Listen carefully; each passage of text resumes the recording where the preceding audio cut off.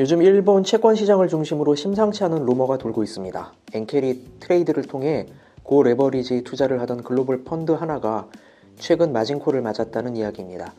그 여파로 일본 국채가 한꺼번에 시장에 쏟아졌고 일본 중앙은행이 이를 대량 매입했다는 소문까지 함께 돌고 있습니다. 안녕하세요, 월치보입니다. 물론 지금 단계에서는 어디까지나 루머입니다. 어느 펀드가 어떤 구조로 어떻게 청산됐는지에 대한 공식 뉴스는 아직 없습니다. 하지만 단순한 뜬 소문으로 치부하기엔 최근 시장에서 포착되는 신호들이 너무 이상합니다.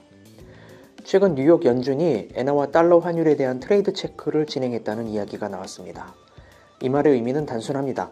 이건 단순한 루머가 아니라 위험 시그널일 가능성이 있다는 겁니다. 여기에 더해 최근 이재명 대통령이 원달러 환율이 곧 1,400원대로 내려올 수 있다고 발언했고 그 발언 직후 실제로 환율이 급락했습니다. 현재 환율은 대략 1,446원 선에서 움직이고 있습니다.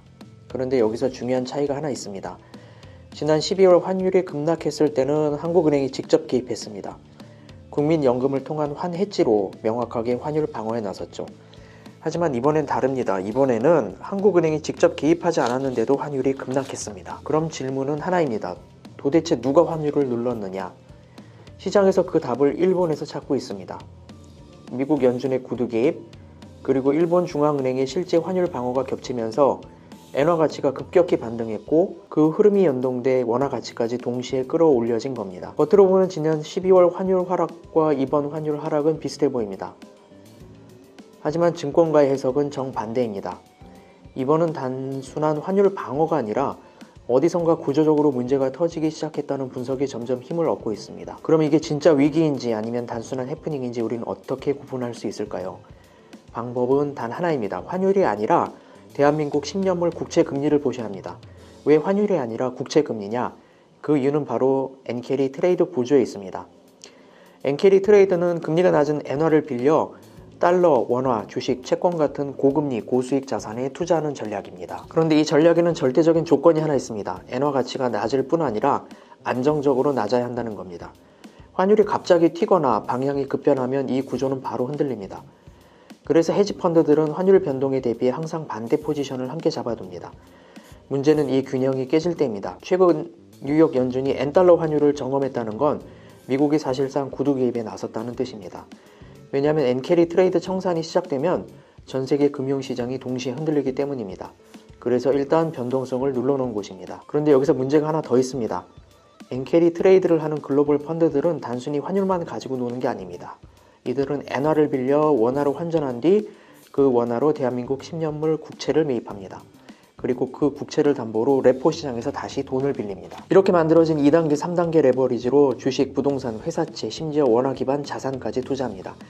이게 바로 레포 레버리지 구조입니다. 이 구조에서 펀드들이 가장 두려워하는 건 두 가지입니다.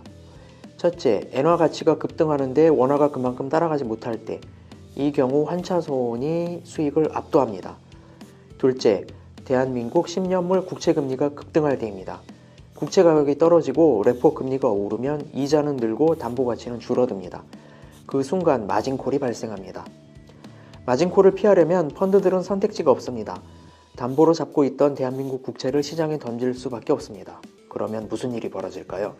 국채 가격 폭락, 국채 금리 급등, 그리고 연쇄 청산입니다. 이건 단순히 한국 국채 금리가 오른다는 문제가 아닙니다. 글로벌 자금이 살기 위해 던지고 도망가는 신호입니다. 그리고 그 국채를 담보로 사뒀던 자산들, 주식, 부동산, 회사채, 원화 기반 자산까지 동시에 흔들릴 수 있습니다.